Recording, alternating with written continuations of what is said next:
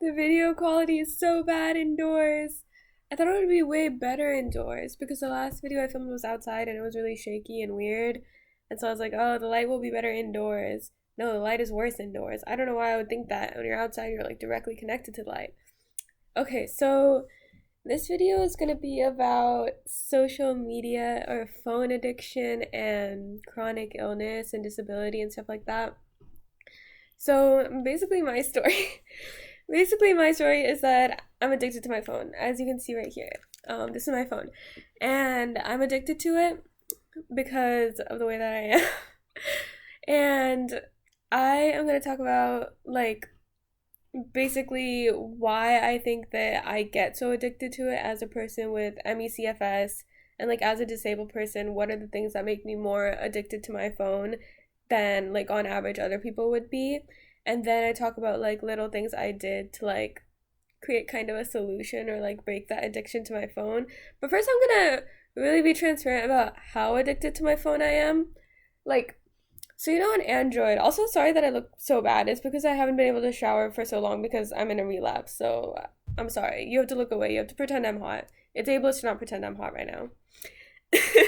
So I remember the last time, like, if you have Android, which is this is an Android gang.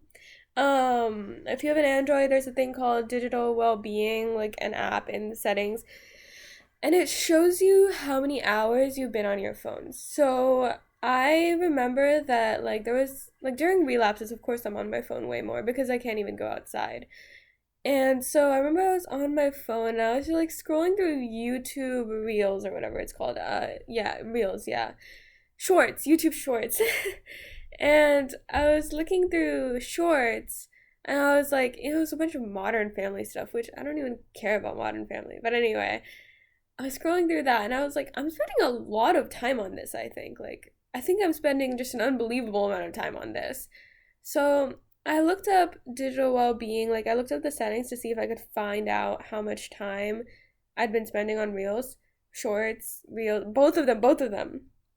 And I looked at it and it said 14 hours. There aren't even 14 hours in a day. Like, or okay. There's 24 hours. Yes, I know there's 24 hours, but it's like I don't think I'm even awake for 14 hours of the day. Like, I wouldn't even consider, like, what, you wake up at, like, say you wake up at, like, 11 a.m. and you sleep at, like, 11 or 12. That's still only, like, 13 hours. Me doing, turning shapes in my head. Me, if my math counts teacher sees this. Okay, but see, like, that's not, it's like it's like every single hour that I'm awake, I'm on my phone. And that really awakened something in me. I was like, that's just too much. Like, even if I am in a relapse, I feel like that has to be affecting me because being on my phone this long is not making me feel this, like, good. Like, even if I am, like, it's just too much. Like, it's too much. Even if I am disabled, even if there technically is almost nothing else I can do, this has still got to be harming me in some way. Like, being on social media is not like you're not, like, it's not like doing a job. Like, you're not clocking in 9 to 5 and, like, working on something.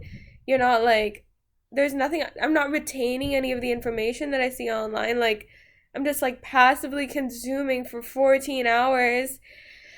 And I was like, that's kind of scary and I want to reduce my time. So I started, like, setting goals to have it be only, like, 6 hours a day. Oh, and another thing. I actually looked it up and I was like, it was like if you spend 14 hours a day online or on your phone, if you calculate that up to a year, it means that you spent, like, almost, like, me doing the math in my head again. All right, let's pull out the calculator app. I'm sorry. I wish I knew how to pause record, but I don't know how to do that. So, calculator app. How do I do the math for this? Okay, so 14 hours a day times, yeah, okay, I can't think in my head how to do the math for this. But basically it calculated up to, like, almost, like, 300 days of 365 days of a year. Like, you Like literally if you spend 14 hours a day on your phone, that means like 300 days of the year, full days of the year were spent on your phone or something like that. Like that was a calculation. And sorry that my math is so bad right now. I just woke up, in my defense. I just woke up. Anyway, so yeah, that was really jarring to realize that I was spending that much time on it. So I basically was like, I'm gonna cut down. But like once I did cut down and I started working on other things, I realized it freed up so much brain space. And it made me really think about why I've been so addicted to social media and so addicted to my phone. And it's like a ton of reasons, especially if you're disabled, but even if you're not disabled, but especially if you're disabled, it's like guilt, shame, like isolation is a huge one, like just feeling like you're not doing enough, like even just like as a pain relief thing, like there's so much to it. Like I can't even explain. Okay, wait, I just realized how to pause a video and I did do the math. It's actually 212 days of the year if you spend 14 hours on your phone for 365 days. So, just to let you know. I was like, no, I can't let this math be undone. But anyway, I'm gonna start off talking about like each of the things that I realized was affecting my phone time. And I'm gonna start off with isolation.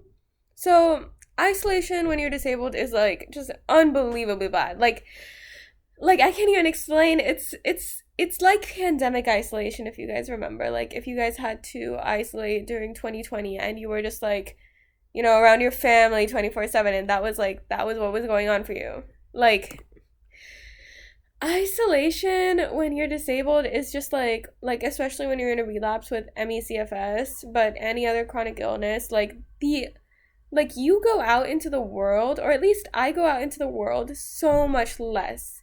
Like I can't even go outside and go to the store and be like thank you to the cashier, or like weave through crowds, or like like I can't get any of that what I call ambient socialization. Like, and I think a lot of people underestimate how crucial ambient socialization is. Like when you're not disabled, you're generally able to go outside, go to work, go to school, just like interact with strangers or classmates or colleagues or teachers or anything like that. Like just having like a section of your day to sort of interact with the world, build some bonds with like the steady place that whatever place you're in, you're able to like build some bonds, you're able to have some social recognition, you're able to see like, oh, this is this place and this is that place and this is this place and this is what the social atmospheres look in all those places. Like that is so important for human existence. Like a lot of people are like, oh, I hate going to the grocery store, I hate going to school, and like I get it. Like yes, that sucks, honestly it does, but at the same time, like I think a lot of people don't realize how crucial that is to like human well-being. Like not being able to participate in ambient socialization, seeing different settings, hearing people say things, like being in crowds, like not being able to just take in like the fact that you live in a human community every day, like being disconnected from that forcefully messes with your mind. Like it's another degree of isolation.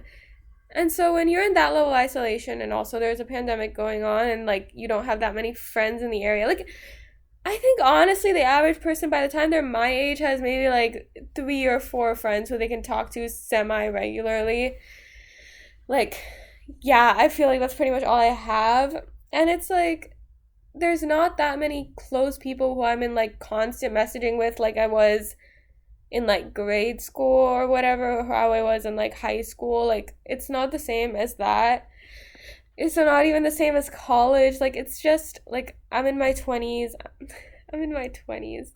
Uh, I guess I'm in my mid 20s. I guess you could say that, early mid 20s. I don't know. And it's just not like that. Like I have like 3 or 4 close friends. Like they're at work, like they're at school, whatever. That's what they're doing. Like they don't really have time to like fulfill my the entirety of my social needs every day. Like, and usually once you reach that age, what fills your social needs is being in that ambient community, being in that ambient socialization. And I don't have that at all. And I don't think people realize how much that damages your interior world. Like, you feel like you're not alive if you're not constantly engaging with community in some way. Like, you need that. And so for me, like, my phone, I realized, was sort of mirroring that ambient socialization. Like, but it's an illusion of it. Like, it's like, oh yeah, like, you're passing through a crowd, you're passing through a crowd of people, like, you're doing that, and like you see like reels and everything. You see reels with all these people like showing their morning routines or like making coffee or whatever. It's like, oh, I'm surrounded by people. And that's how I feel. I'm like, oh, I'm surrounded by people. There are people all around me. Like, they're like, I'm having ambient socialization right now. I'm hearing people's voices. They're talking to me. Like, and it fulfills, like, I feel like it fulfills me so much. But then the second I'm off of reels, I'm like, oh shit, like, they're not real. Like, those people were not real at all. And like, the only way that I can get back to like real, the only way I can get back to feeling like I'm in a community is to turn my phone back on again. And like, when I'm doing that and when I'm constantly consuming, like, I don't exist in that. Like, I don't exist in that world. I'm not interacting with that world. I'm just consuming it. So that's really different, and that's not the same as like being like in the world and like interacting with people and knowing that other people are interacting with you and seeing you. Like, it's not the same. Like, people like online, it's like people are all doing their own thing and I'm watching it, I'm consuming it, and I feel like I'm ambiently socializing, but I'm not. I'm ambiently consuming. I don't think I have the word ambiance correctly. I'm just okay. I'm passively consuming. I'm not passively socializing. But when I say ambiance, I mean like environment. I think that's like a French word. God, I hope it's not. Anyway. And so yeah, so that's the first thing. Okay, so the second thing that I want to talk about is the fact that it's a painkiller. Like, it's quite literally a painkiller because, oh my god, a cloud just passed over the sky, or passed over the sun, and it just became darker, so the lighting became even worse. This is my personal hell. This is my nightmare. Okay, but anyway, it's actually a natural painkiller, or not a natural painkiller. I guess it's an artificial painkiller. But it's a painkiller, and the reason why is because that thing, like that research thing when you read about social media addiction, that like every time you scroll you sort of get a dopamine hit. Like, each time you scroll, like, it's almost like gambling, right? You don't know whether you're going to hit something good or something bad or something interesting or something not interesting. And so when you hit something interesting, it's an even higher dopamine hit because you're kind of gambling, and that's what the social media sort of environment is based off of. Like, it's supposed to give you these dopamine hits, and that's what keeps you hooked. That's what keeps you scrolling, because it's almost like gambling. And like, because of that, dopamine is kind of like a painkiller a little bit. Like, it, like, dopamine functions as a painkiller. I think so. Or yeah, I'm pretty sure. And like, it's almost like this painkiller, and you have it like flooding your brain, and you're in pain, right? Like, or I'm in pain. I'm in, like, I have a chronic illness. I have ME/CFS. Like, I'm in pain. I have these muscle pains like all the time. And so there's a dopamine hit, and it's like a painkiller to all those pains. It like helps me almost like completely forget or not feel the pain in my body because I'm having these dopamine hits, and they're working as a natural painkiller. And in doing that, they're also working as, like, I've noticed that social media for me works as an appetite suppressant, like, as literally everything, because it's able to distract from my bodily presence so much. Because of, like, how much dopamine it's providing, how much of a distraction it is, like, I'm able to disconnect from my body so much that, like, it literally suppresses everything. It suppresses pain, suppresses appetite, it suppresses any sort of pain, like hunger, thirst, whatever. Like, as long as I'm on social media, it's a bodily distraction at the same time as it's a painkiller. Those two things work together. And when you're chronically ill, a lot of times what you really want is to distract from the state that your body is in. So, of course, you're going to be more addicted to social media because you want to distract from this really like painful state that you're in and like all the things that you need because it's so much harder to meet those needs. And so, yeah, that was the painkiller part. Okay, so the third is an interesting one. It's like the desire to compress time. So, what I mean by that is there's some interesting videos on this, but you can actually shorten time by being on social media. Like, and what I mean by that is, when you're like on Reels or you're like on Shorts and you're like, oh, I'll just watch like two or three of these, and you look up and like 3 hours have passed and you didn't even notice those 3 hours passing. And, I think because of a combination of those continuous dopamine hits and, the fact that it's almost like gambling and the fact that it's addictive, it can make it so that you don't notice how much time is passing. It's like a distraction. You're having fun doing it. Like, it's giving you a lot of return. You're in the same place. So you pass all those 3 hours and you didn't even notice those 3 hours passed.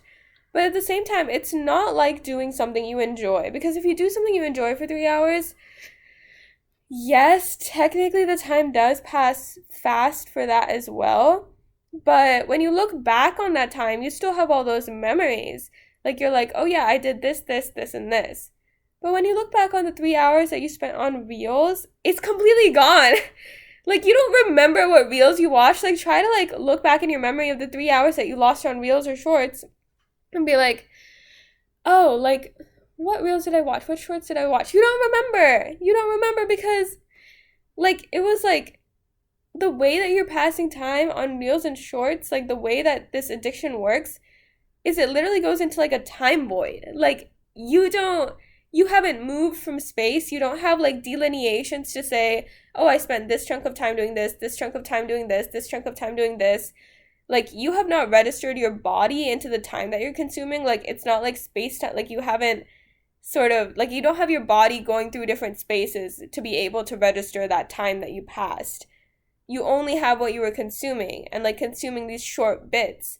So, and it's not even like reading a book, like because reading a book, you still remember the story. You're like, oh yeah, I was in the story. I was moving through the space of the story. But with Reels, you're not moving through any space. You're not building through any space. You're not building through the space of a movie. You're not building through the space of a book. You're just scrolling. Like you're just having these tiny tidbits of content, these little bursts of content. And maybe you can remember like one or two shorts or the general category of Reels that you were watching, but you don't remember any one individual reel or like you don't remember what exactly you spent those entire 3 hours on. It's been memory hold, like completely. And if you think about it, when you're in chronic illness, and I don't know why memory holds like that. Like, I think there are some interesting explanations on it. But when you are in chronic illness, you kind of do want to memory hole the time that you're in relapse because who wants to remember like hours and hours and hours, like just spending them in bed, like lying down, not being able to move?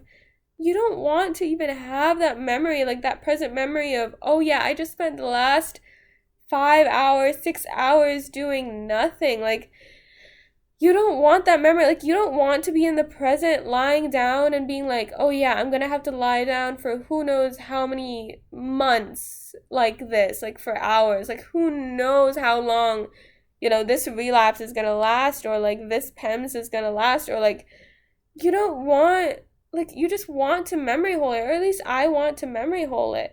Like, I want to be like in the present and in the past and in the like recent, present, past and be like, oh yeah, that didn't happen. Like those last 5 hours didn't happen. Those last 6 hours didn't happen. Because if they did happen, then I have to confront the fact that what filled those hours was just me lying down in pain in the bed. And that's really hard to do. Sorry, I had to grab my little mug of tea. And the reason why that it's so hard to do to just accept the fact that we have to like lay down for like 10 hours, like yes, that's existentially hard.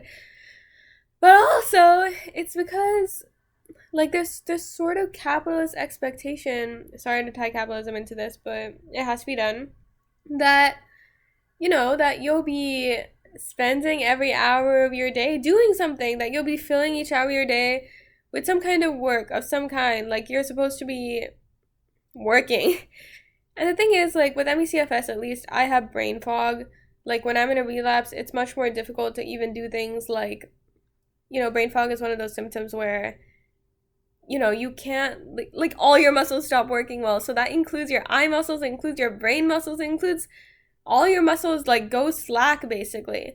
So it's very difficult to hold long form attention. It's very, very difficult to like remember certain words, to be able to do certain things. This is difficult. You can see me struggling to breathe right now. Like, and it's really difficult to fill your hours with doing something. Like, I made this origami lotus the other day. But like in general, it's really difficult to like fill your time with activity. Like you honestly do need a lot of rest.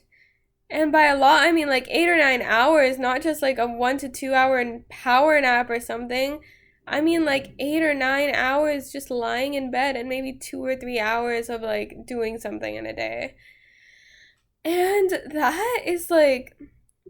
that's like something that capitalist society, like there's so much shame in that. So much shame. Like, why are you spending 8 hours in bed? Why are you not doing anything for 8 hours? So, we feel, or at least I feel the need to be on my phone because that feels like constant consumption. Like I'm constantly consuming something. I'm constantly doing something. I'm constantly scrolling. It's like a fidget toy. Like I'm constantly taking in information. And at least to some degree, I can feel like I'm constantly doing something with that 8 hours that I'm in bed and I can't do anything else. At least I feel like that. But that's not actually true. Okay, and the fifth thing that I'm going to talk about on my list is the fact that addiction often stems, like all kinds of addiction, stems from like a loss of control or like grief or trauma in someone's life.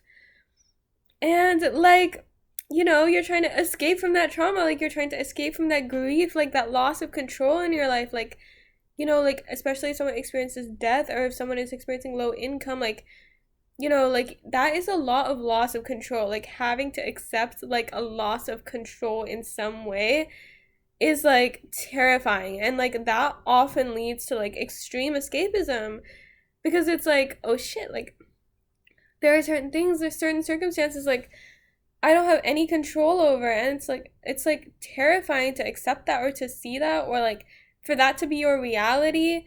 Like that is really, really hard, and disability is like the crux of like like not having control over something, like having to like have this insanely like severe medical issue where you're just like bedridden. There's no cure for that.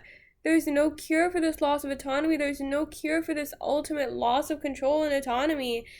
And, even like, at least for me, the people around me have almost no idea of the intensity of the things I'm going through. It's like almost entirely unsupported. Like, everyone just sort of thinks you're slacking off and being lazy while you're like fighting for your life, basically.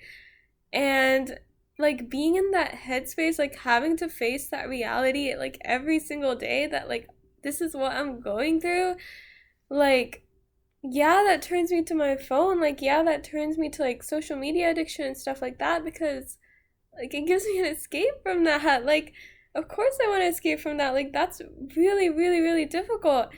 And like to have to face like such an uncontrolled life or like such grief or like such loss, like yeah, like of course I'm gonna be looking for an escape.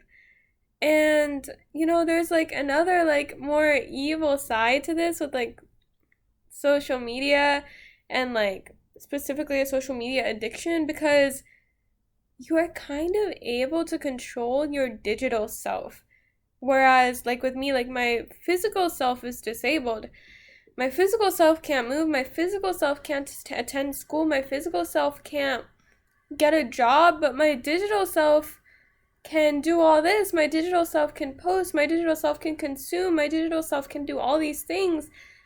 And there's no limit to what my digital self can do. So it makes me feel like I have control over at least one version of myself. And I think that's really nefarious and really ironic because it's this sense of control, like this sense of like like illusionary control that brings me back to social media, which is ultimately controlling me. So, like, that's not really, like, it's not really what's happening. Yeah, it's like ironically that, like, I am going here because I think I have a sense of control, but I don't have control at all. Like, I'm addicted, right? So, I'm gonna talk about like a couple things I did to try to get out of addiction. Like, I don't think that you have to go cold turkey. For some things, you do have to go cold turkey. Like, for example, with TikTok, for me, I had to completely delete it off my phone. I had to go cold turkey. Like, I had to be like, no. And I deleted it a year ago and I never downloaded it again. So I'm really proud of myself for that. Like, I really stuck through that. Like, it was really difficult. Like, the withdrawal was actually like electric shocks. Like, it was so bad. TikTok is so addicting. But like for other apps like Instagram and YouTube, like they're not as addictive as TikTok was for me. So the things that I kind of did to distance myself is first webtoons. I think webtoons is like really helpful as a distraction because you still have that scrolling mechanism, but you're scrolling and you're reading something. You're scrolling and you're reading through like a whole gigantic story or whatever, like, and you're holding that in your head, and so it doesn't memory hold the time. Like, you do remember that, like, oh, I'm reading this story, like, I'm reading Little Lady Mint, like, I'm reading Marry My Husband, like, I'm reading those stories, and those stories, like, stay in your head. They don't memory hold. So, I think that that's a good step. The next thing is like I'll do things for ambient socialization that's like a little stupid, but I'll like kind of put on long videos or like audios of just like people talking. Like just people talking like in a normal way, like like people talking in class or like people talking with their siblings or something like that. Like I'll put those videos on and just have them in the background because that'll help me with feeling like I have that ambient socialization kind of filled even though I won't be like actively consuming it. So I think that's good. And another thing I did was I downloaded a couple like really small games. Like I downloaded like Animal Restaurant and things like that. Like really small, like sort of cute, like calming games where you're just kind of like clicking on some things. Like it doesn't like require that much thinking. Like you're just sort of picking things up, putting things away. It's cute looking. And those kinds of small games like Pocket Camp, like those kinds of small games that are like really relaxing and have like a good atmosphere. That was really good for me because like it gave me like this sort of idle thing to do, but it wasn't like as addicting. Like it's not addicting. Like it's literally just like kind of a boring game. So it's not addicting. Yeah, but another thing I do is like I'll put like a journal and a pen right next to my bed. And I really like to write, so it's not that hard for me to like get to the point where like I'm like, okay, I'll write something. Like it's like I write pretty easily. So, like, I'll put a journal and a pen next to my bed, and I'll, like, it'll make it so that it's much easier to start writing if I want to. And, like, some other things I'll do is, like, I'll, like, skim lines of books. Like, I'll read books without the pressure of, like, feeling like I have to finish it. Because if I do that, then, like, I'll never even start it. But if I just, like, skim lines and read for fun, then it's okay. Okay, I think another crucial thing I do that is definitely that like when I am on my phone, I make sure that I'm actually messaging people. Like when I'm on my phone, like I'm like, okay, I'll only be on my phone as long as I'm like actually messaging human people. Like and like sort of pressure myself to message more people and actually interact in like a conversational level because that like will actually help me feel more fulfilled and less isolated than just constantly going on my phone and scrolling and looking for that socialization. Instead, if I actually engage with something that's socializing, actually messaging, actually forging connections, that's much less addicting, and that fulfillment will actually make it easier to go back to my phone less. So, honestly, yeah, I think that's everything that I really did. And I did get my phone time down. Like, for transparency, The only amount that I've gotten my phone time down is I've gotten it down from 14 hours to like 8 hours. So, okay, not that good, but I did shave 6 hours off, which is pretty good for someone who basically has to be in bed 24/7 with no idea when they'll get out of bed. So, honestly, I deserve some credit from that. So, yeah, that's my video. um, and thank you for watching.